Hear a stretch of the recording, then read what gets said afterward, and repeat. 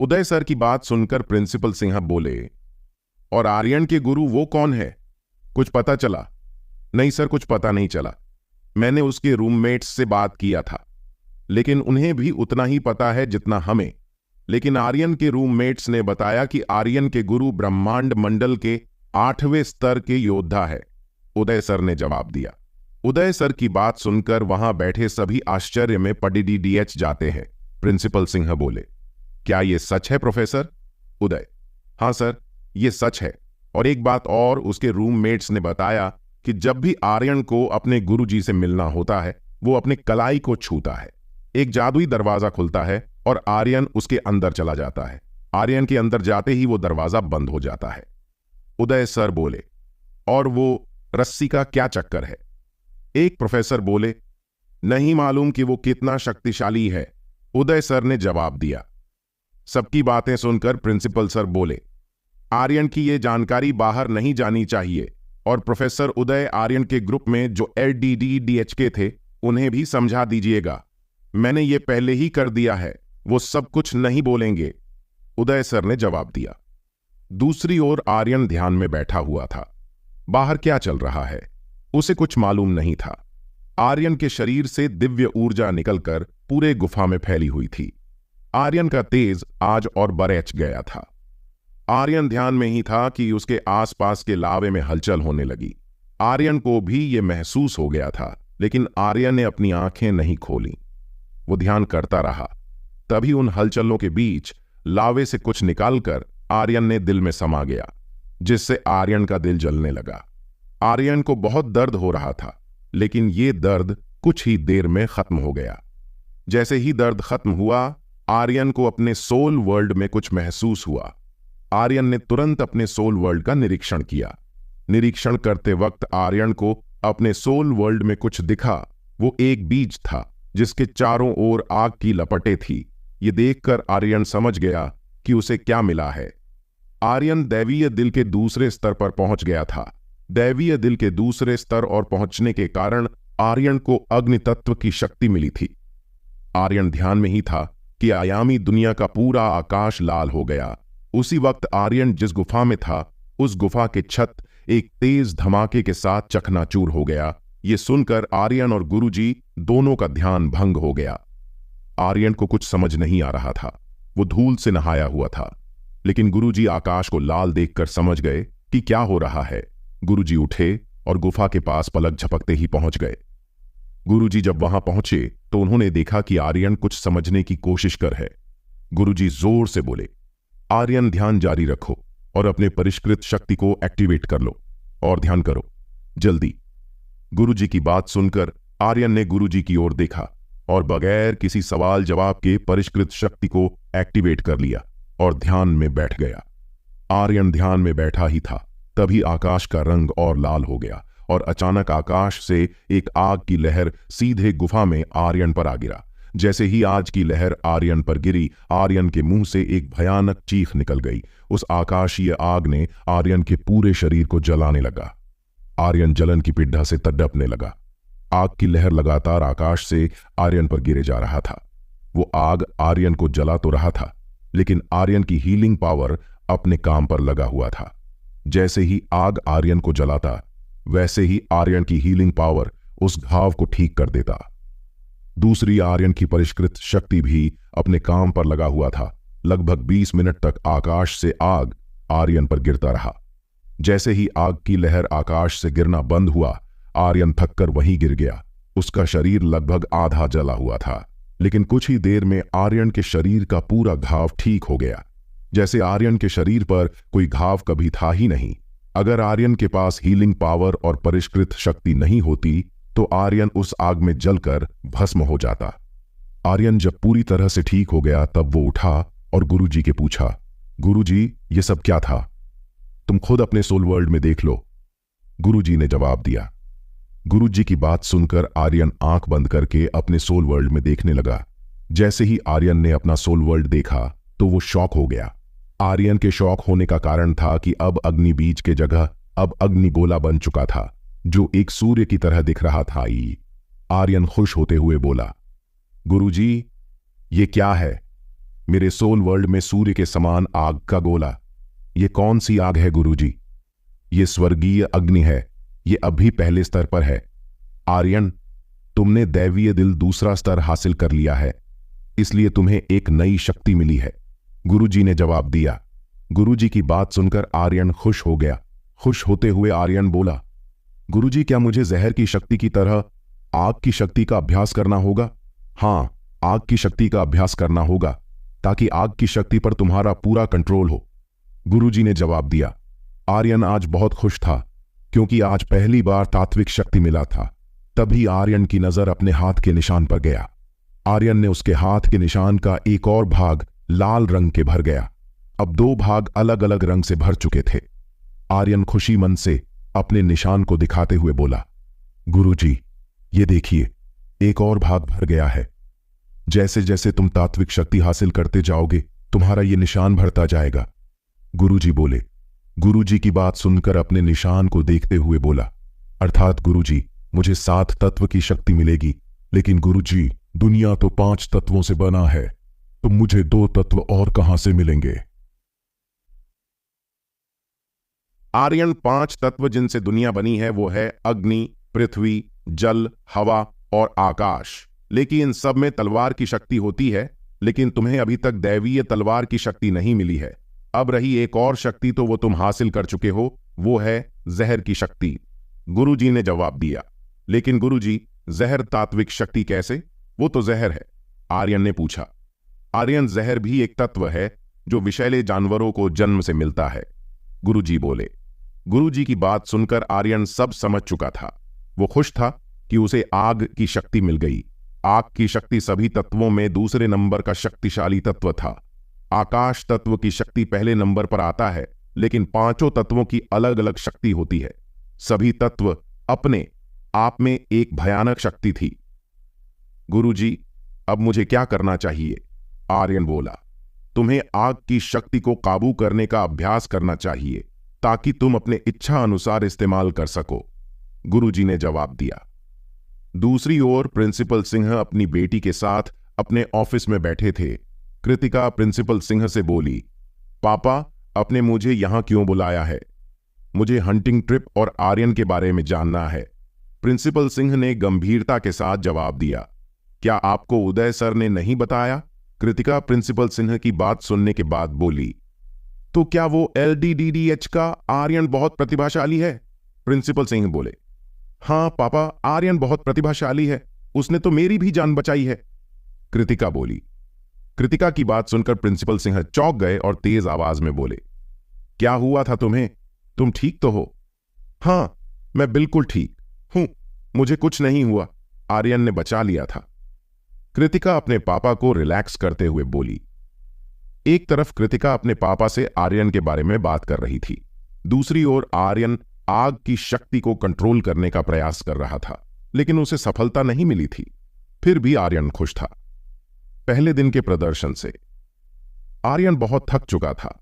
वो गुरुजी के पास जाकर आयामी दुनिया से जाने की अनुमति लेकर वहां से चला गया। जैसे ही रूम में पहुंचा, उसने देखा उसके रूम में कोई नहीं था। आर्यन ने सोचा कहीं गए होंगे। वो अपने बिस्तर पर आराम करने लगा। आर्यन अपने बिस्तर पर लेटा ही था कि तभी किसी ने दरवाजा खोला। आर्यन ने देखा कि इसके रूममेट्स आ चुके थे। आर्यन ने देखा कि आदर्श बुरी तरह से घायल था। आर्यन उठा और घबराते हुए बोला, क्या हुआ आदर्श को? किसने की इसकी ये हालत, बताओ मुझे।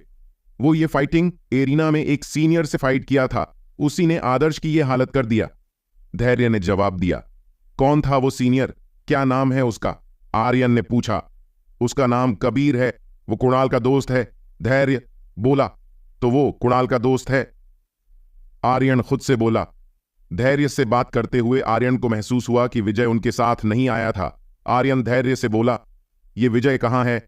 वो साथ नहीं आया, वो वहीं एरिना में है, उस कबीर से लड़ने गया है, धैर्य चिंता में बोला। ये सुनते ही आर्यन चिंता में पड़ियच गया। आर्यन धैर्य से बोला, तुम आदर्श का ख्याल रखो, मैं विजय को लेकर आता हूं। इतना बोलकर आर्यन बगैर धैर्य की बात सुने रूम से निकल गया। आर्यन बहुत तेजी में एरिना की ओर जा रहा था। रास्ते में कृतिका सामने से आ रही थी, लेकिन आर्यन ने कृतिका की ओर ध्यान नहीं दिया और आगे निकल गई। ये देखकर कृतिका शॉक हो गई। कृतिका अपनी दोस्त के साथ थी। कृतिका की दोस्त बोली, ये क्या हुआ कृतिका? इसने तो तुम्हें देखा ही नहीं, और ये जा कहां रहा है? मालूम नहीं यार, ये इतनी जल्दी में कहां जा रहा है? कृतिका बोली। तभी उनके पास से गुजरते हुए एक लाडियचका बोला, उसका दोस्त विजय एरिना में कबीर से फाइट कर रहा है और पहले कबीर ने आदर्श को बुरी तरह घायल कर दिया था। उस लड़डेडियचके की बात सुनकर कृतिका बोली, चलो हम भी एरिना की ओर चलते हैं, देखते हैं क्या हो रहा है। वही एरिना में विजय बुरी हालत में कबीर के सामने खड़ा था। कबीर भी घायल था, लेकिन उसके हालात विजय से बेहतर था। विजय कबीर पर फिर से हमला करने के लिए तैयार था। वही कबीर ने भी एक भयानक हमला तैयार कर लिया था। कबीर के इस हमले को देखकर एक स्टूडेंट बोला, ये कबीर विजय को मारना चाहता है क्या? वो इतना भयानक हमला कैसे कर सकता है? दूसरा स्टूडेंट्स बोला, ये कबीर अपने दोस्त का बदला लेना चाहता है। वो आर्यन पर हमला तो कर नहीं सकता, इसलिए उसके दोस्तों पर हमला कर रहा है। सभी के बातों के बीच कबीर ने विजय पर हमला कर दिया। कबीर के हमले के जवाब में विजय ने भी अपना हमला कर दिया। दोनों के हमले के टकराने के एक भयानक विस्फोट हुआ। सबने देखा कि कबीर का हमला विजय के हमले को नष्ट करते हुए आगे विजय की ओर बढ़ रहा है। ये देखकर विजय के साथ साथ सभी स्टूडेंट्स डर गए। अपने डर पर काबू करते हुए विजय अपने आगे एक ऊर्जा दीवार बनाने लगा। विजय ने थोड़ा सा ही ऊर्जा दीवार बनाया था कि कबीर का हमला उसे नष्ट करते हुए विजय से टकराने ही वाला था। सबको लगा कि अब विजय बुरी तरह से घायल हो जाएगा, शायद बचे ही ना। लेकिन विजय के नजदीक पहुंचते ही कबीर का हमला एक धमाके के साथ गायब हो गया। उस धमाके के प्रभाव से विजय दूर जा गिरा, लेकिन कबीर का हमला विजय को लगता तो विजय का और ज्यादा बुरा हाल होता। लेकिन उस हमले के नष्ट होते ही उस हमले का प्रभाव लगभग खत्म हो गया। आखिर किसने कबीर के हमले को नष्ट किया? क्या वो आर्यन था? जानने के लिए सुनते रहिए ये कहानी हमारे द हॉरर हंटर चैनल पर। कबीर के हमले को नष्ट होते देख सभी स्टूडेंट्स और एरिना की देखभाल करने वाले इधर उधर देखने लगे कि आखिर किसने किया। कबीर के हमले को नष्ट सभी इधर उधर देख ही रहे थे। तभी सभी ने देखा कि एक लड़डचका जिसके हाथों में एक धनुष था, वो विजय की ओर तेजी में जा रहा था।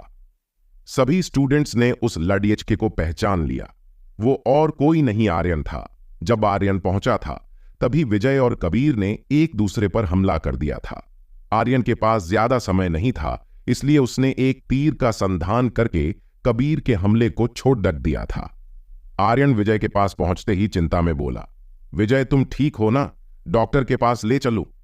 विजय कुछ बोलता उससे पहले कबीर चिल्लाते हुए बोला, ये लड़ाई अभी खत्म नहीं हुई है, अभी ये नहीं जा सकता है। कबीर की बात सुनकर आर्यन की आंखें लाल हो गईं। आर्यन इतने गुस्से में लग रहा था कि अगर उसका बस चले तो अभी वो कबीर का सिर काटकर अलग कर दे। लेकिन एकेडमी के कुछ नियम थे। ऊर्जा शक्ति छुपाने वाली शक्ति के कारण कोई उसका भयानक ऑरा महसूस नहीं कर पा रहा था जो आर्यन ने शरीर से निकल रही थी। लेकिन विजय को थोड़ा बहुत महसूस हो गया था, क्योंकि विजय आर्यन के बहुत करीब था। लाल आंखों से कबीर की ओर देखते हुए आर्यन बोला, लगता तुम बेशर्म हो।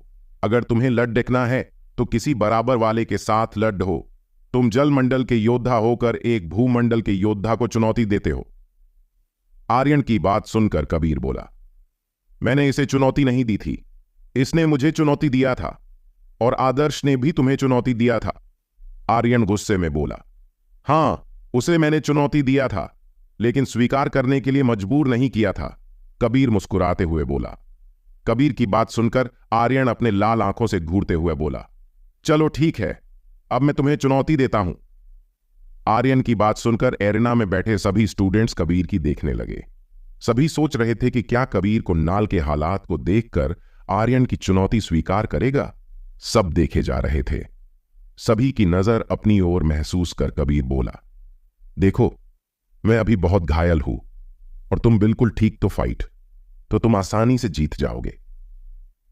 कबीर की बात सुनकर आर्यन बोला, तुम्हें कितना समय चाहिए ठीक होने के लिए? आर्यन की बात सुनकर कबीर कुछ सोचते हुए बोला, 1 महीना बाद हम फाइट करेंगे। तुम्हें ठीक होने में 1 महीना लगेगा। आर्यन बोला, हां, देख नहीं रहे हो कितना घायल हूं? मैं कबीर बोला। सच तो ये था कि कबीर आर्यन से डर गया था। कबीर सोच रहा था, इस आर्यन ने तो कुणाल को भी हरा दिया, जो मुझसे भी ज्यादा शक्तिशाली था, तो मेरा क्या हाल करेगा। मेरा दोस्त तो तुमसे ज्यादा घायल है, तो उसे 1 महीने से ज्यादा समय लगना चाहिए। आर्यन बोला। हां, लगेगा ज्यादा समय। कबीर बोला। ठीक है, मैंने तुम्हें दिया 1 महीना, जाओ जितनी तैयारी करनी है कर लो। आर्यन बोला। कबीर को 1 महीने का समय देकर आर्यन विजय को लेकर एकेडमी के हॉस्पिटल की ओर चल पड़ा। कुछ ही देर में आर्यन विजय को लेकर हॉस्पिटल पहुंच गया। जैसे ही आर्यन विजय को हॉस्पिटल लेकर पहुंचा, डॉक्टर आए और उन्होंने विजय को चेक किया। विजय को चेक करने के बाद डॉक्टर बोले, सिर्फ ऊपरी चोट लगी, इस चोट से इसके शक्तियों कोई असर नहीं पड़ेगा, तो डॉक्टर मैं इसे ले जा सकता हूं। आर्यन बोला। हां, तुम इसे ले जा सकते हो, डॉक्टर बोले। डॉक्टर के कहने पर आर्यन विजय को लेकर अपने रूम की ओर चल पड़ा। कुछ ही देर में आर्यन अपने रूम में पहुंच गया। वहां जाकर आर्यन ने देखा कि धैर्य आदर्श के घाव को साफ कर रहा था। रूम में पहुंचते ही आर्यन विजय को उसके बेड पर लिटाया और धैर्य से बोला, धैर्य आदर्श का क्या हाल है, वो ठीक तो है ना। हां ठीक है। और विजय का क्या हाल है। धैर्य बोला, ठीक है, डॉक्टर बोले हैं कि ज्यादा कुछ सीरियस नहीं है। आर्यन बोला। धैर्य से बात करने के बाद आर्यन विजय और आदर्श से बोला, तुम दोनों आराम करो, मैं अपने गुरुजी से पूछकर आता हूं कि क्या तुम दोनों को जल्दी ठीक किया जा सकता है। विजय और आदर्श से बात करने के बाद आर्यन ने आयामी दुनिया का दरवाजा खोला और अंदर चला गया। अंदर जाते ही आर्यन ने देखा कि गुरुजी फिर कुछ लिख रहे थे, लेकिन आर्यन के आने का आभास होते ही लिखना बंद कर दिए।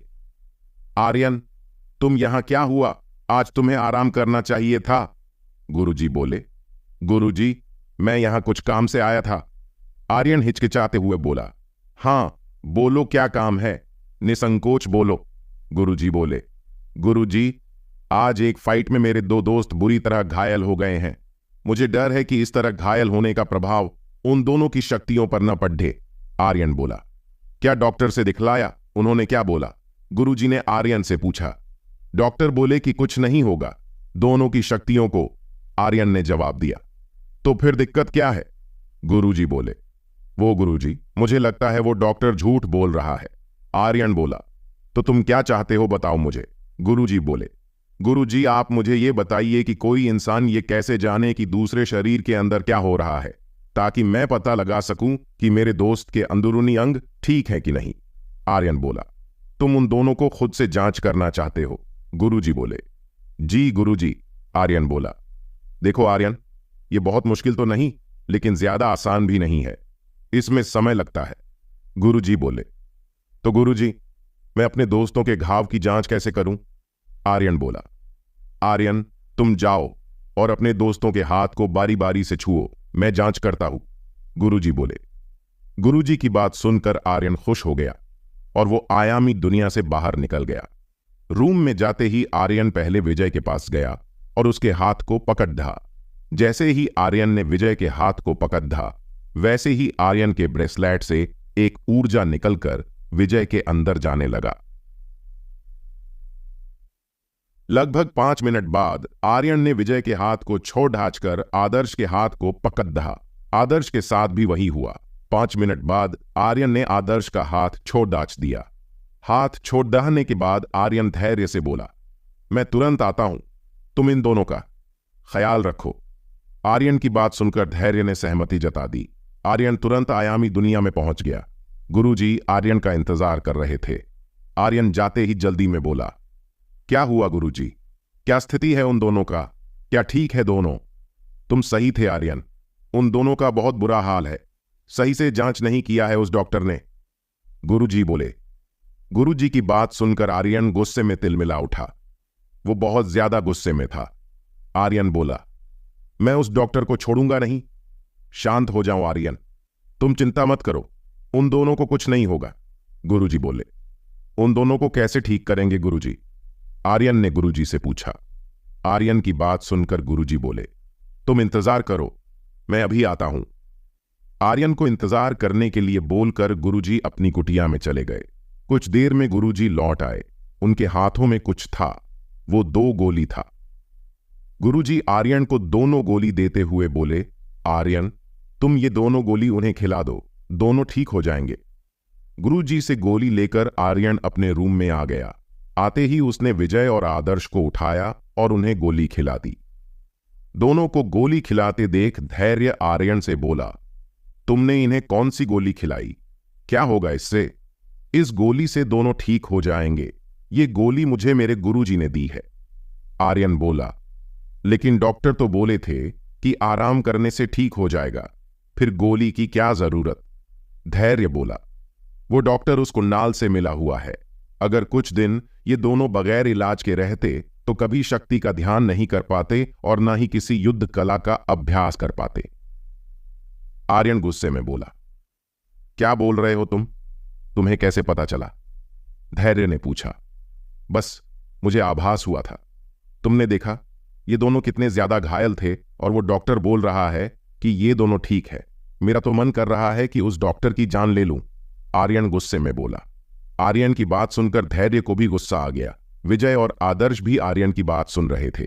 विजय कराहती आवाज में बोला, आर्यन, तुम्हें कुछ करने की जरूरत नहीं है। क्यों कुछ करने की जरूरत नहीं है? बताओ मुझे। आर्यन गुस्से में बोला, देखो आर्यन, हमारे पास कोई सबूत नहीं है। सबूत था भी तो उसे तुमने मिटा दिया, मुझे गोली खिलाकर, खोली से प्रभाव से। अब मैं ठीक हो रहा हूं। आदर्श बोला। फिर भी उसे ऐसे ही नहीं छोड़ डाक सकते। आर्यन बोला। देख आर्यन, उस डॉक्टर के मुंह पर सबसे बड़ा तमाचा होगा विजय और आदर्श का ठीक होना। धैर्य बोला।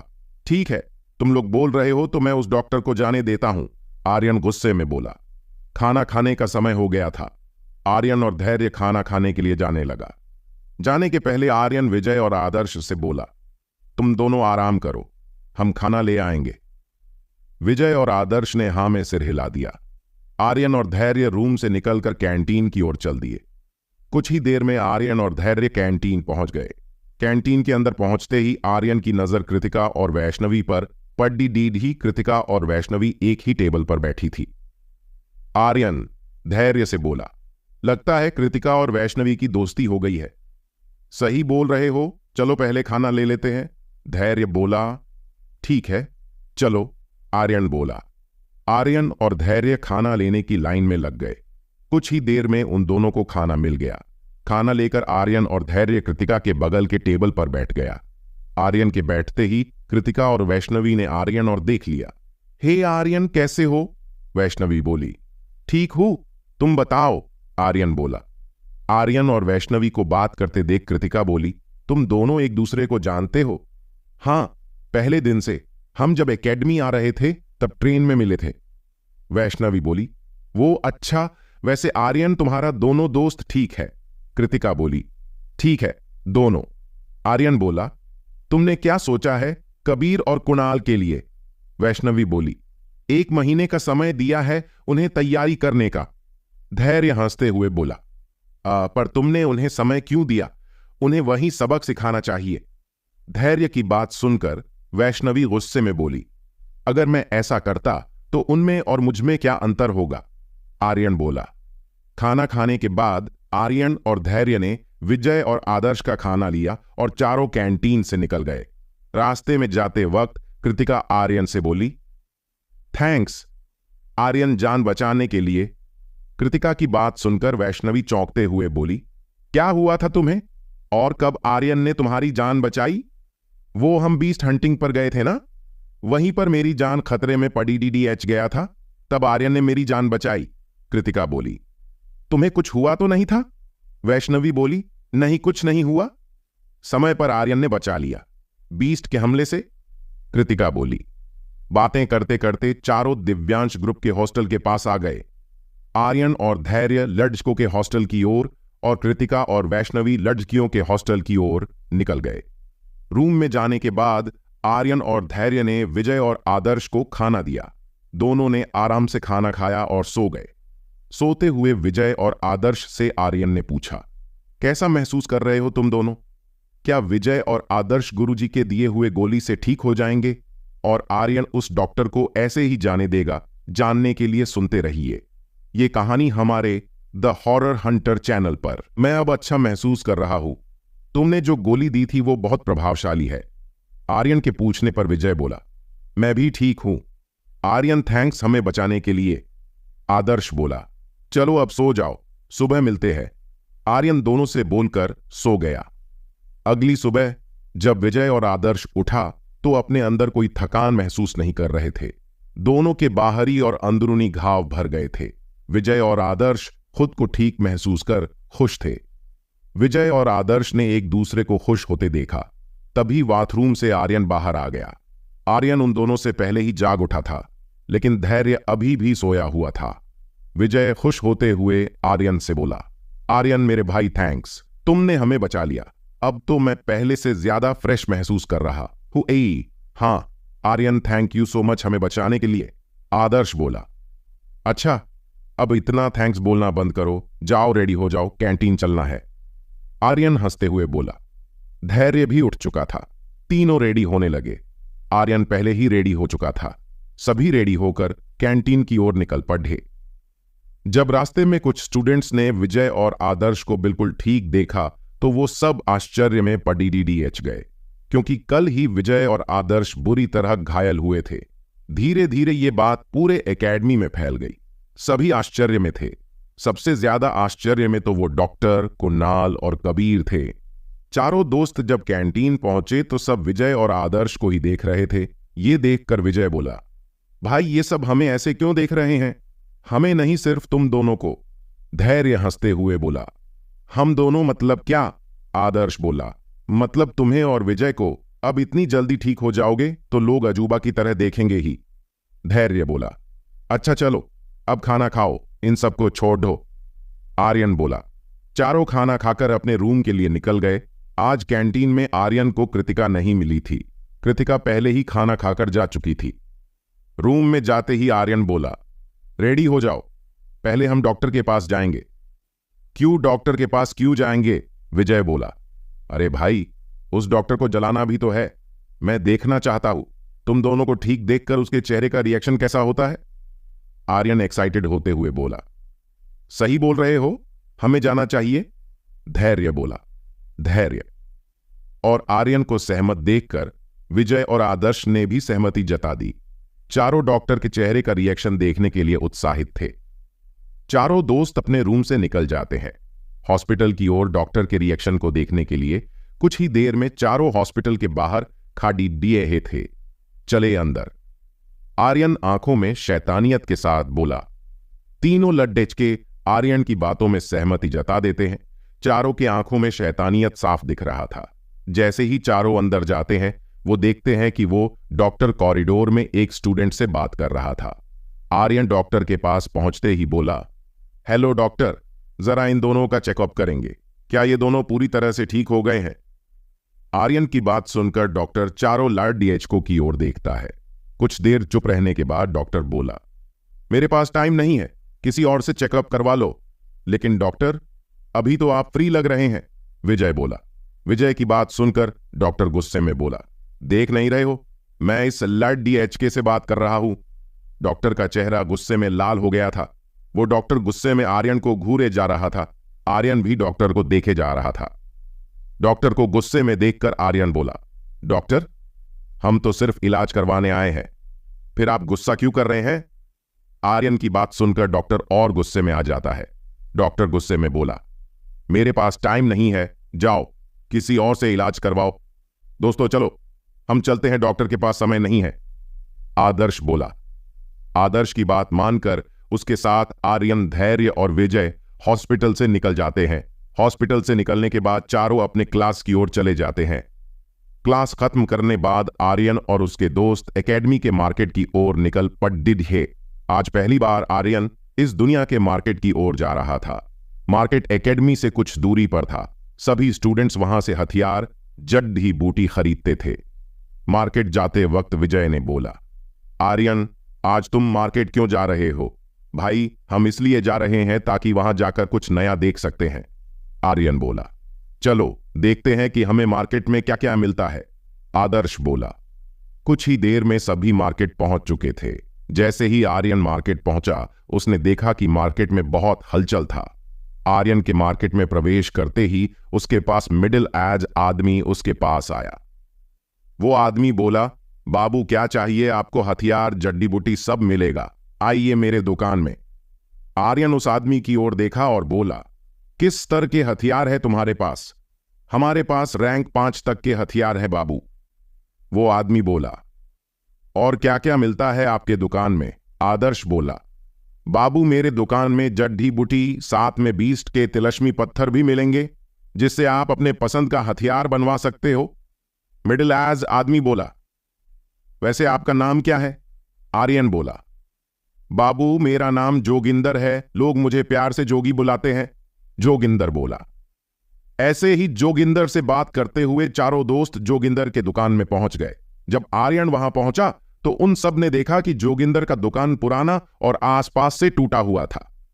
आर्यन बोला, जोगी जी, हम जो चाहते हैं वो आपके दुकान में मिलेगा। हां, मिल जाएगा बाबू, जोगिंदर बोला। आर्यन और उसके दोस्त अंदर जाने ही जाने वाले थे, तभी उन सबके कानों में आवाज सुनाई दी। जब आर्यन ने पीछे मुड़ कर देखा तो उसे वहां एक आदमी खड़ा था। वो आदमी बोला, जोगी, तू इन बच्चों को बेवकूफ बना के अपने दुकान में ले जा रहे हो। देख दुर्जय, मेरे ग्राहक को छीनने की कोशिश मत करो, तुम हर बार यही करता है, जोगी बोला। जोगी की बात सुनकर दुर्जय जोगी की ओर गुस्से में एक पल देखा और नजरअंदाज करके आर्यन को देखते हुए बोला, देख बच्चे, इस जोगी की दुकान में कुछ नहीं मिलेगा, तुम मेरे दुकान में आओ, वहां तुम्हें हर सामान उत्तम कोटि का मिलेगा।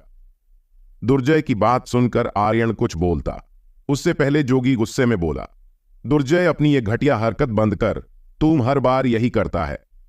फिर जोगी आर्यन की ओर देखते हुए बोला, बाबू इस दुर्जय की बात पर ध्यान मत दो, ये हर बार यही करता है और जो लोग अपने मन से नहीं जाते उन पर अपने बल का प्रयोग करता है। जोगी की बात सुनकर आर्यन दुर्जय को गुस्से में देखा और बोला, चलिए जोगी जी चलते हैं दुकान के अंदर, ये LDDDH के इस दुकान में जाकर तू मेरा अपमान कर रहा है, तू जानता नहीं है मैं इस मार्केट के सबसे बड़े दुकान का मालिक हूं। दुर्जय गुस्से में बोला। दुर्जय को गुस्से में घूरते हुए देख विजय बोला, ओ अंकल ज्यादा घूरो मत हमें, हम किसी से नहीं डरते हैं।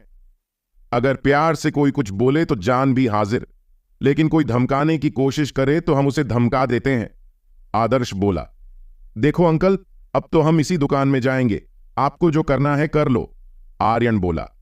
आर्यन और उसके दोस्तों की बात सुनकर दुर्जय अपने आदमियों की ओर देखते हुए बोला, मूर्खो, देख क्या रहे हो, जाओ इनका वो हाल करो कि आगे से कोई हमारे खिलाफ जाने की कोशिश न करे। दुर्जय के आदमियों को आगे आते देख आर्यन और उसके दोस्तों ने भी अपनी तलवार निकाल ली और लड़ीचने के लिए तैयार हो गए। जोगी ने भी अपनी तलवार निकाल ली। सबसे पहले दुर्जय के 5 आदमी आगे आए। उनमें से सबसे ताकतवर जलमंडल के 3रे स्तर का योद्धा था और सबसे कमजोर भूमंडल के 9वें स्तर का योद्धा था। दोनों तरफ 5-5 योद्धा खड़े थे।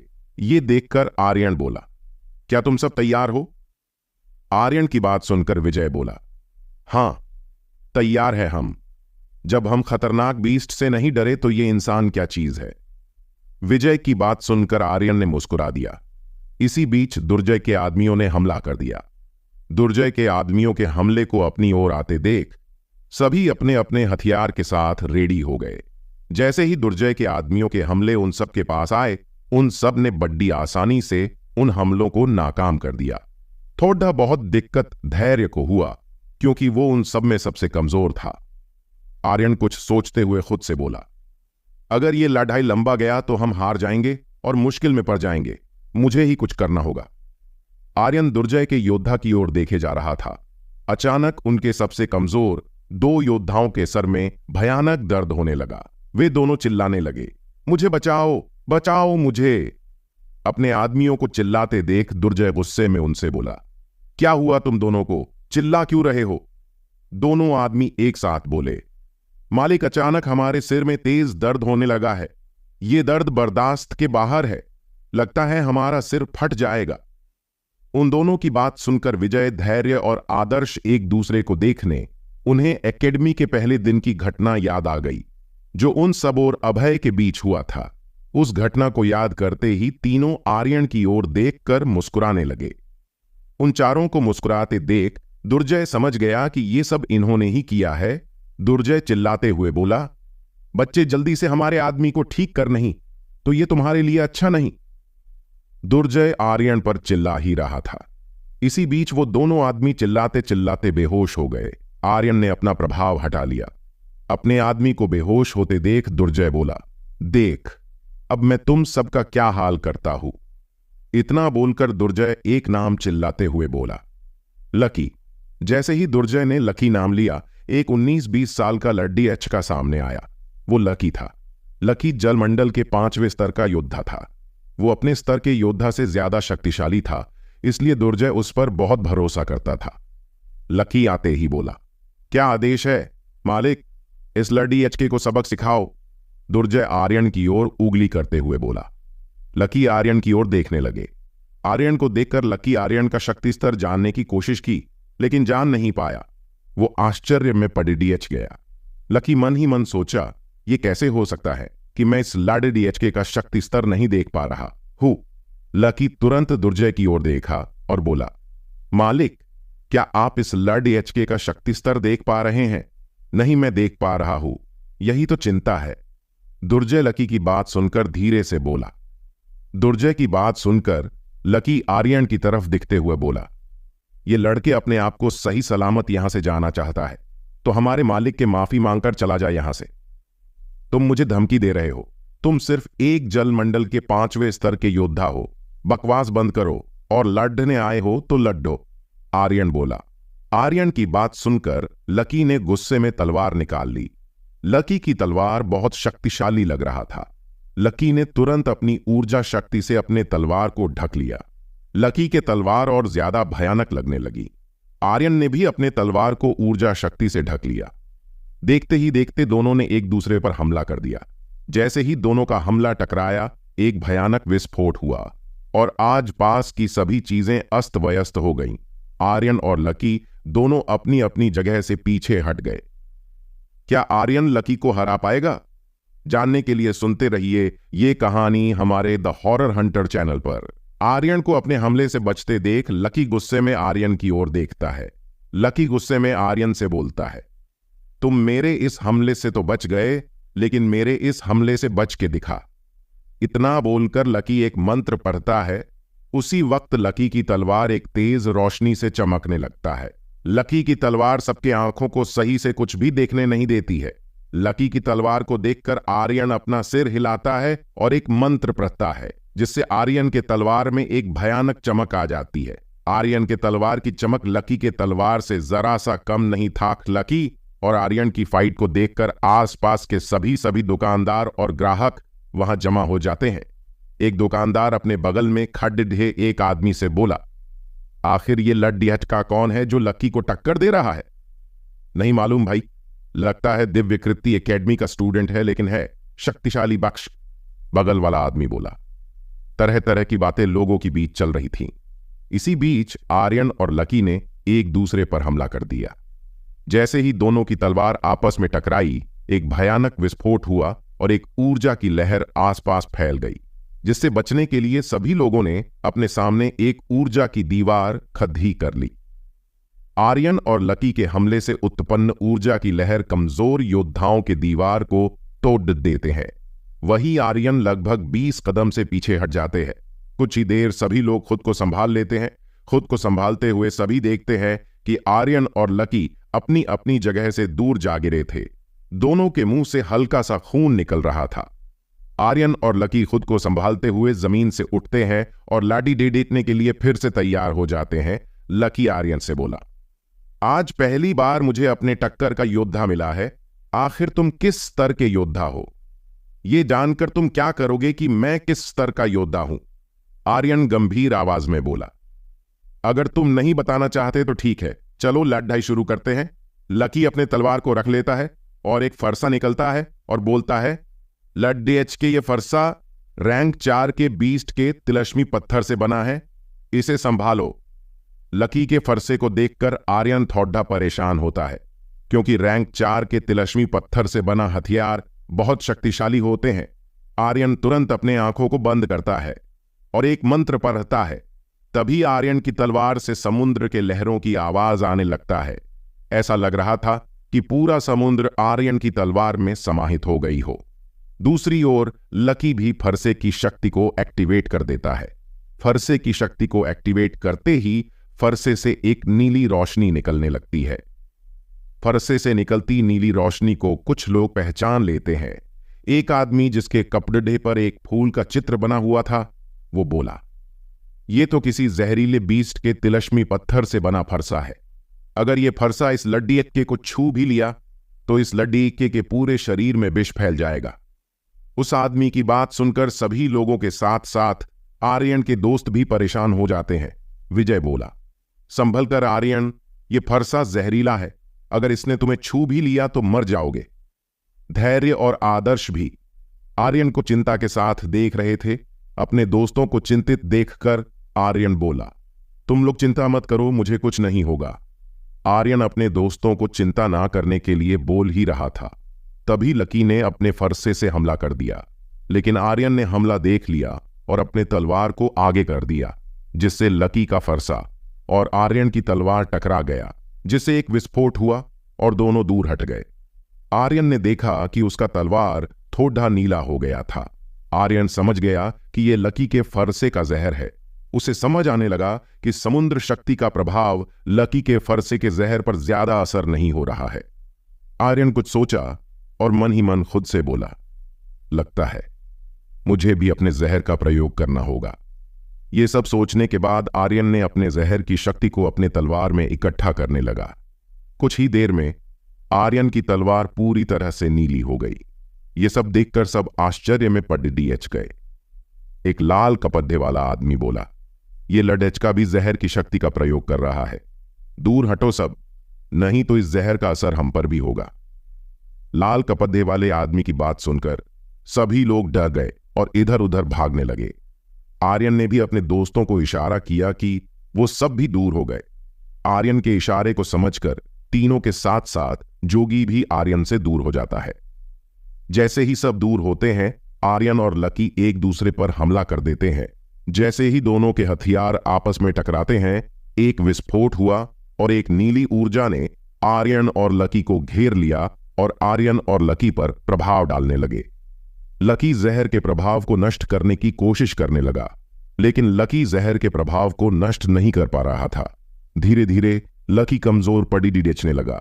असल में लकी का जहर सिर्फ उसके फरसे में था, उसके शरीर में कोई जहर नहीं था। इसी कारण लकी कमजोर पड़िडियचने लगा था। वही जहर आर्यन और कोई असर नहीं डाल पा रहा था। जो भी जहर आर्यन के शरीर में जाता, आर्यन की परिष्कृत शक्ति जहर की शक्ति को परिष्कृत करके उसे आर्यन की शक्ति में बदल देता। लगातार 5 मिनट तक आर्यन जहर की ऊर्जा को अपने अंदर समाहित करता रहा। 5 मिनट बाद आर्यन ने सारी ऊर्जा को अपने अंदर समाहित कर लिया। वही लकी का बुरा हाल हो गया था। लकी अपनी ऊर्जा शक्ति से अपने अंदर के जहर को नष्ट करने की कोशिश कर रहा था, लेकिन वो जहर नष्ट हो ही नहीं रहा था। लकी पूरा पसीना पसीना हो गया था। लकी की ऐसी हालत देखकर दुर्जय उसके पास आया और बोला, क्या हुआ लकी, तुम ठीक तो हो? तुम्हारा शरीर नीला क्यों हो रहा है? दुर्जय को अपने पास देखकर लकी लड़खड़ाती हुई आवाज में बोला, मुझे जहर काट जड्डी बूटी चाहिए, जल्दी, नहीं तो मैं मर जाऊंगा। लकी की बात सुनकर दुर्जय अपने दुकान की ओर भागा। वैसे दुर्जय था तो कमीना आदमी, लेकिन वो लकी की केयर करता था। इसका कारण था लकी का टैलेंट। कुछ ही देर में दुर्जय एक जड्डी बूटी लेकर आ गया। जैसे ही दुर्जय ने लकी को वो जड्डी बूटी दी, लकी ने तुरंत वो जड्डी बूटी खा ली। जैसे ही लकी ने जड्डी बूटी खाई, उसका शरीर थोड़ा सा कांपा और उसके शरीर पर नीलापन था वो कम होने लगा। अगले 5 मिनट में लकी ठीक हो गया। दूर खटरडा होकर आर्यन ये सब देख रहा था। लकी फिर से आर्यन से टकराने के लिए तैयार था। लकी को फिर से लड़ने के लिए तैयार देख वहां वापस आ चुका। आदर्श बोला, क्या तुम अब भी लड़ना चाहते हो? देखो, हमारे इस दोस्त को हराना आसान नहीं होगा। आदर्श की बात सुनकर लकी आदर्श को घूर कर देखा और बोला, मैं लड़ने के लिए तैयार हूं, मुझे भी कोई आसानी से हरा नहीं सकता है। इतना बोलने के बाद लकी आर्यन की देखा और फिर बोला, तुम पर मेरे जहर शक्ति का असर क्यों नहीं हुआ? आखिर ये कैसी शक्ति है? तुम्हें जानने की जरूरत नहीं है, तुम अपना हमला करो, आर्यन ने जवाब दिया। ठीक है, तो अब तुम मेरे इस हमले से बचो, लकी बोला। इतना बोलकर लकी एक मंत्र पढ़ने लगा। लकी ने जैसे ही मंत्र पढ़ना शुरू किया, आसपास की हवाओं में ठंडक आ गई। वहां खड्डे सभी आदमी कांपने लगे। इस शक्ति को देखकर आर्यन आश्चर्य में लकी को देखने लगा। आर्यन आश्चर्य में लकी को देख ही रहा था, तभी आर्यन के कानों में जोगी की आवाज सुनाई। जोगी बोला, आर्यन, ये शक्ति बर्फ शक्ति है, एक तात्विक शक्ति, इससे बचना आसान नहीं होगा। जोगी की बात सुनकर आदर्श, विजय और धैर्य घबरा गए, लेकिन आर्यन के चेहरे पर कोई घबराहट नहीं थी। वो तो बस लकी को देखे जा रहा था। अचानक लकी के मंत्र के प्रभाव से आसपास बर्फ जमने लगा। वो बर्फ आर्यन को भी जमाने लगा। ये देखकर आर्यन ने अपनी आंखें बंद की। जैसे ही आर्यन ने अपनी आंखें बंद की, आर्यन का शरीर गर्म होने लगा और लकी का बर्फ जो आर्यन को जमा रहा था, वो आसानी से पिघलने लगा। आर्यन को लकी के बर्फ से बचते देख वहां खड़े सभी लोगों के साथ साथ आर्यन के तीनों दोस्त भी आश्चर्य में थे। सभी आश्चर्य में ही थे कि आर्यन की आग शक्ति उसके शरीर से बाहर निकलकर आर्यन के हाथों में एक गोले का रूप लेकर उस जगह के बर्फ को अपनी गर्मी के पिघलाने लगा। आदर्श आश्चर्य में बोला, इसे कब मिली ये आग की शक्ति? ये आर्यन और क्या क्या हमसे छुपा रखा है? मालूम नहीं यार, विजय ने जवाब दिया। आर्यन को अपने बर्फ शक्ति को नष्ट करते देख लकी गुस्से में बोला, तुझे लगता है कि मेरे बर्फ शक्ति को इतनी आसानी से नष्ट कर दोगे? तो ये भ्रम त्याग दो और लो, मेरा ये हमला संभालो। इतना बोलकर लकी अपने बर्फ को एक आकर देने लगा। कुछ ही देर आर्यन का बर्फ एक भाले में बदल गया। ये देखकर आर्यन मन ही मन बोला, ये लकी प्रतिभाशाली तो है, बस गलत लोगों के साथ है। आर्यन मन ही मन कुछ सोचा और अपने पास से एक धनुष निकल लिया। धनुष निकालने के बाद आर्यन ने उस धनुष पर एक तीर का संधान किया और उसमें अपनी अग्नि शक्ति को समाहित करने लगा। कुछ ही देर में आर्यन का तीर एकदम लाल हो गया और उस तीर के नोक पर आग जल रहा था। वो आग आसपास के जगह को गर्म कर रहा था। जब लकी ने देखा तो वो बोला, लगता है तुम आग की शक्ति को पूरी तरह से कंट्रोल नहीं कर पाते हो, इसलिए तीर धनुष का इस्तेमाल कर रहे हो। सभी बोला, अभी कुछ दिन ही पहले मुझे आग शक्ति मिली है, लेकिन तुम्हारे लिए मेरा इतना अनुभव भी पर्याप्त है। आर्यन बोला, तुम ज्यादा घमंडी नहीं हो रहे हो? लकी ने कहा, यह घमंड नहीं, आत्मविश्वास है लकी। आर्यन ने जवाब दिया, यह आत्मविश्वास नहीं, अति आत्मविश्वास है। आर्यन, लो संभालो मेरे इस हमले को, लकी ने कहा। इतना बोलते ही लकी ने अपने बर्फ का भाला आर्यन की ओर फेंक दिया। यह देखकर आर्यन ने भी अपना तीर भाले की दिशा में छोड़ दिया। कुछ ही सेकंड में दोनों शक्ति टकरा गई और एक विस्फोट के साथ दो रंगों की ऊर्जा आसपास फैल गई। लेकिन आर्यन के आग शक्ति लकी के बर्फ शक्ति से ज्यादा प्रभावशाली था। इसी कारण आग की गर्म ऊर्जा ने बर्फ की ठंडी ऊर्जा को नष्ट कर दिया और लकी को जा लगा, जिससे लकी कराह उठा, क्योंकि शरीर के जिस भाग से आग की ऊर्जा टकराई थी वो बुरी तरह से जल गया। आर्यन की आग शक्ति से आसपास की बहुत सारी चीजें में आग लग गया, लेकिन आर्यन ने तुरंत अपनी ऊर्जा शक्ति का प्रयोग कर उसे अपने अंदर समाहित कर लिया, जिससे नुकसान कम हुआ। अगर आर्यन ऐसा नहीं करता ही पूरा मार्केट जल जाता। लकी की ओर देखते हुए आर्यन बोला, लकी तुम एक प्रतिभाशाली योद्धा हो, इसलिए मैं तुम्हें छोड़ रहा हूं। आगे से कोशिश करना इस दुर्जय से दूर रहने का। यह दुर्जय तुम्हारे शक्तियों का सदैव गलत इस्तेमाल ही करेगा। फिर आर्यन दुर्जय को देखते हुए बोला, आगे से ऐसी गलती दोबारा मत करना। ग्राहक को जिस दुकान में जाने का मन हो वो उनकी मर्जी है ना कि तुम्हारी। आर्यन की बातें सुनकर दुर्जय गुस्से में आर्यन को घूर कर देख रहा था।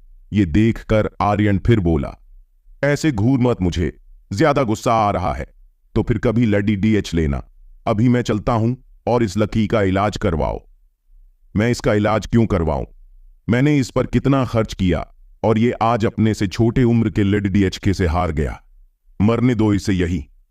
इतना बोलकर दुर्जय लकी को वहीं छोड़ इस दुकान के अंदर चला गया। क्या लकी आग के जलन से मर जाएगा या कोई उसे बचा लेगा? जानने के लिए सुनते रहिए ये कहानी हमारे द हॉरर हंटर चैनल पर। दुर्जय को वहां से जाते देख लकी दर्द भरी आवाज में बोला, मालिक हमें बचाइए, मैं मर जाऊंगा।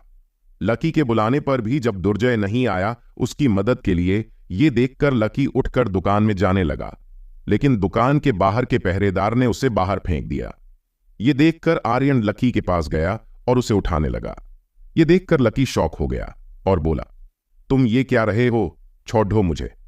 देखो लकी, इस वक्त मैं ही तुम्हें मदद कर सकता हूं, इसलिए उठो और चलो मेरे साथ। आर्यन बोला, लेकिन मैं तो तुम्हारा दुश्मन हूं। लकी कराहते हुए बोला, मेरा कोई दुश्मन नहीं है, मैं सिर्फ बुराई का दुश्मन हूं, हर किसी को मैं एक मौका देता हूं। आर्यन बोला। आर्यन की बात सुनकर लकी आर्यन का सहारा लेकर उठने की कोशिश करने लगा। लकी का दर्द अभी भी कम नहीं हुआ। आर्यन लकी को जोगी के दुकान में ले गया। जोगी के दुकान के अंदर जाते ही आर्यन जोगी से बोला, जोगी जी, क्या आपके पास हीलिंग जड्डी बूटी है जिससे मैं हीलिंग लिक्विड बना सकूं?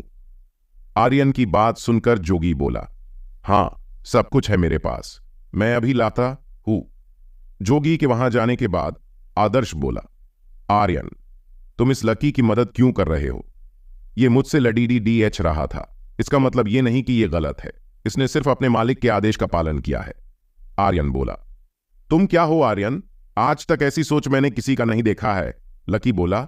लकी की बात सुनकर आर्यन हंसते हुए बोला, ऐसा कुछ नहीं है, तुम बताओ तुम कौन हो और दुर्जय के चक्कर में कैसे पड़ डीढ़े?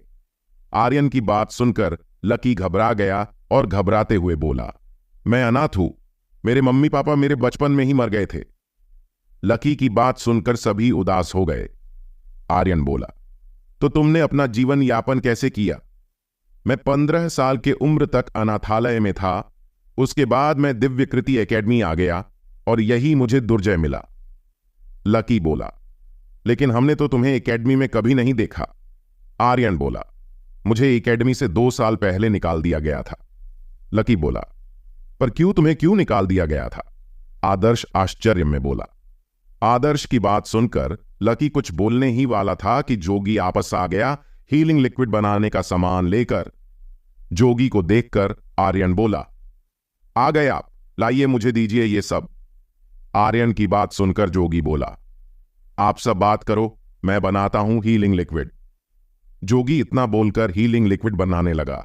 सभी जोगी को हीलिंग लिक्विड बनाते हुए चुपचाप देख रहे थे। सभी को चुप देखकर विजय बोला, लकी तुम बताओ कि तुम्हें एकेडमी से क्यों निकाला?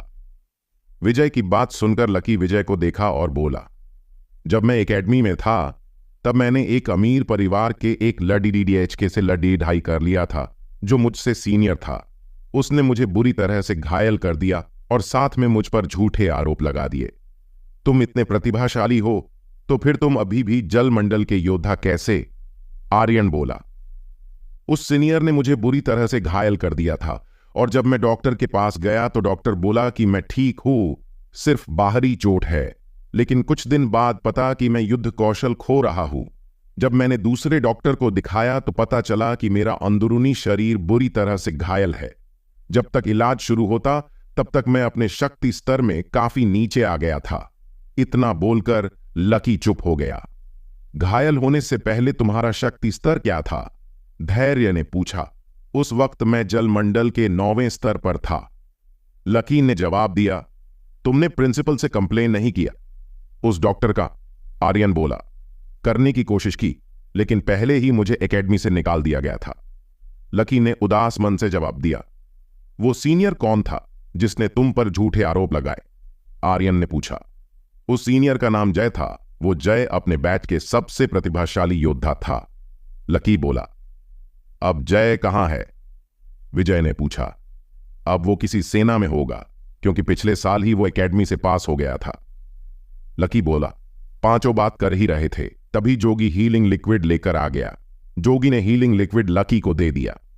पीने के लिए लकी ने वो हीलिंग लिक्विड तुरंत पी लिया, क्योंकि लकी अभी भी दर्द में था।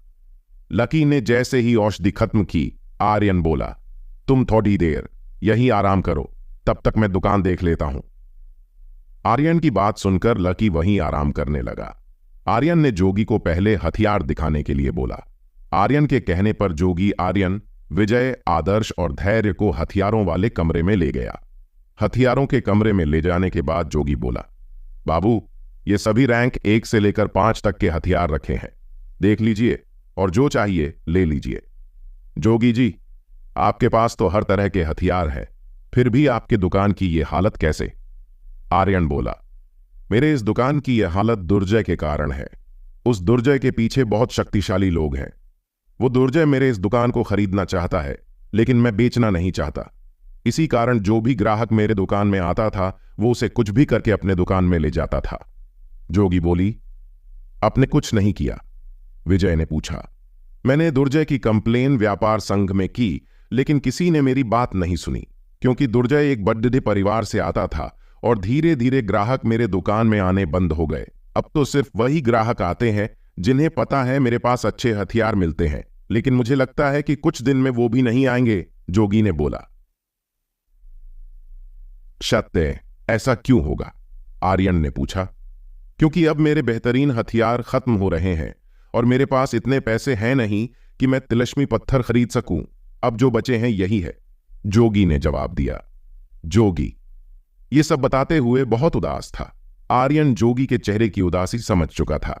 जोगी को उदास देख आर्यन बोला, जोगी जी, अगर मैं आपको तिलस्मी पत्थर दूं तो क्या आप मुझे हथियार बनाकर दे सकते हैं? हाँ, मैं दे सकता हूं, लेकिन क्या आपको इन हथियारों में से कोई हथियार पसंद नहीं आया? जोगी बोला, अरे नहीं, ये तो मैं भविष्य के लिए बोल रहा हूं, मैं अब हथियार देखता हूं। आर्यन बोला। जोगी से इतना बोलकर आर्यन हथियार देख रहा था। विजय, आदर्श और धैर्य भी हथियार देख रहे थे। तभी विजय की नजर एक चाबुक पर पड़ गई। विजय बोला, जोगी जी, ये चाबुक किस तरह के बीस्ट से बना है? ये चाबुक जहरीले बीस्ट के तिलस्मी पत्थर से बना है। चाबुक को देखकर जोगी ने जवाब दिया। जोगी विजय को जवाब दे ही रहा था, तभी धैर्य बोला, जोगी जी, ये तलवार किस बीस्ट के तिलस्मी पत्थर से बना है? वो रैंक 4 के तिलस्मी पत्थर से बना हुआ तलवार है। जोगी ने जवाब दिया। सभी अपने अपने लिए हथियार देख ही रहे थे। तभी आर्यन की नजर एक कोने में रखे एक टूटी हुई तलवार पर पड़ी। उस तलवार को देखते ही आर्यन को ऐसा लगा कि वो तलवार उसे बुला रहा है। आर्यन उस तलवार को देखने उस कोने की ओर जाने लगा। जाते हुए आर्यन जोगी से बोला, जोगी जी, ये कैसी तलवार है? उस कोने में। आर्यन की बात सुनकर जोगी कोने में पड़ी तलवार को देखते हुए आर्यन से बोला, वो टूटी तलवार मेरे परिवार में मेरे दादाजी ने मेरे पिताजी को दिया था। उस तलवार की शक्ति को कोई जगह नहीं पाया, तब मेरे पिताजी ने इस तलवार को मुझे दे दिया। मैं भी इस तलवार का इस्तेमाल नहीं कर पाया, इसलिए मैंने इस तलवार को यही रख दिया। जोगी की बात सुनकर आर्यन बोला, यह तलवार किस रैंक के तिलस्मी पत्थर से बना है? मालूम नहीं कि यह किस रैंक के तिलस्मी पत्थर से बना है। जोगी बोला। जोगी की बात सुनकर आर्यन बोला, मैं इस तलवार को ले रहा हूं, क्या कीमत है इसकी? यह सुनकर जोगी के साथ साथ आर्यन के दोस्त भी आश्चर्य में पड़ी डीडीएच गए। विजय बोला, आर्यन, तुम इस तलवार को क्यों ले रहे हो? जोगी जी ने जो बताया वो तुमने नहीं सुना? हां, मैंने सुना, लेकिन यह तलवार मुझे अपनी ओर खींच रहा है। मुझे ऐसा लग रहा है कि यह तलवार मुझे बुला रहा है। आर्यन ने जवाब दिया। तुम क्या बोल रहे हो आर्यन? हमें कुछ समझ नहीं आ रहा है। आदर्श बोला। आर्यन अपने दोस्तों की बात को नजरअंदाज करके उस तलवार को उठाने चला गया। जैसे जैसे आर्यन तलवार के नजदीक पहुंच रहा था, वैसे वैसे आर्यन और ज्यादा कनेक्शन महसूस करने लगा। जैसे ही आर्यन ने उस तलवार को उठाया, उस तलवार से एक भयानक रोशनी फुट पड़ी और पूरे कमरे को रोशन कर दिया। ये देखकर वहां खड्डे सभी आश्चर्य में पड़ गए। सबसे ज्यादा आश्चर्य में तो जोगी था, जिसके परिवार में ये तलवार कई बरसों से थी, लेकिन कोई भी इस तलवार की शक्ति को जागृत नहीं कर पाया था। लेकिन आज आर्यन ने उसे जागृत कर दिया था। जोगी आश्चर्य में बोला, असंभव, ये कैसे हुआ? आज तक कई योद्धाओं ने इस तलवार को छुआ, लेकिन कोई भी इस तलवार को जागृत नहीं कर पाया। आर्यन के दोस्त जोगी की बात सुनकर और ज्यादा आश्चर्य में पड़ी डीडीएच गए। सभी आर्यन को देखे जा रहे थे। तभी सबने देखा कि उस तलवार पर लगे जंग नष्ट हो रहे थे और वो तलवार खुद को रिपेयर कर रहा था। ये देखकर आर्यन भी आश्चर्य में पड़ी डीडीएच गया था। आर्यन जोगी से बोला, जोगी जी, ये क्या हो रहा है? आर्यन की बात सुनकर जोगी बोला, ये तलवार खुद को रिपेयर कर रहा है।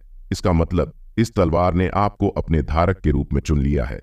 ये सुनकर आर्यन खुश हो गया और बोला, जोगी जी, इस तलवार की क्या कीमत है? आर्यन की बात सुनकर जोगी बोला, आप इस तलवार को बगैर किसी कीमत के रख लो, वैसे भी इस तलवार को कोई खरीदने वाला नहीं है। जोगी की बात सुनकर मुस्कुराते हुए आर्यन बोला, फिर भी मैं आपको कीमत दूंगा। इन्हीं बातों के बीच उस तलवार ने खुद को रिपेयर कर लिया था। अब उस तलवार से भयानक ऊर्जा निकल रही थी। वो तलवार बिल्कुल बदल चुका था। वो तलवार बिल्कुल नया हो गया था। तभी आर्यन की नजर तलवार पर पड़ी डीढ़े एक निशान पर पड़ा, जिसे देखकर आर्यन आश्चर्य में पड़ी डीएच गया। उस निशान को आर्यन करीब से देखने लगा। आर्यन को करीब से उस तलवार में देखते हुए देख विजय बोला, तुम इस तलवार में क्या देख रहे हो? आर्यन, इस निशान को देख रहा हूं, आर्यन ने जवाब दिया। आर्यन की बात सुनकर सभी तलवार पर पड्ढे निशान को देखने लगे। निशान को देखते हुए धैर्य बोला, क्या है इस निशान में आर्यन, जो तुम इसे देख रहे हो? धैर्य की बात सुनकर आर्यन सोच में पड्डीएच गया कि क्या बताऊं मैं इन सबको। आर्यन ने सोच में पड्डीएचने का कारण यह था कि तलवार पर वही निशान था जो आर्यन के हाथ पर जन्म से था, तात्विक शक्ति वाला निशान। आर्यन को सोच में देख आदर्श बोला, क्या सोच रहे हो आर्यन, बताओ ना क्या है निशान? ज्यादा कुछ नहीं, ये निशान रोज मेरे सपने में आते थे, वो भी बचपन से, लेकिन आज तक इसका मतलब नहीं समझ पाया कि आखिर ये है क्या। आर्यन बोला। आर्यन ने अपने दोस्तों को झूठ बोल दिया था, क्योंकि वो अपने निशान के बारे में सच नहीं बता सकता था। आर्यन की बात सुनकर सभी आश्चर्य में थे। नॉर्मल होते हुए जोगी बोला, क्या तुम सच बोल रहे हो बाबू? हाँ, ये सच है, लेकिन ऐसा क्यों है मैं नहीं जानता। आर्यन बोला, लगता है ये तलवार आपसे जन्म से जुड़ रहा है, तभी तो इस कमरे में आते ही तुम्हारी नजर इसी तलवार पर पड़ी। जोगी ने जवाब दिया। आखिर क्या रिश्ता है आर्यन का उस तलवार से, जानने के लिए सुनते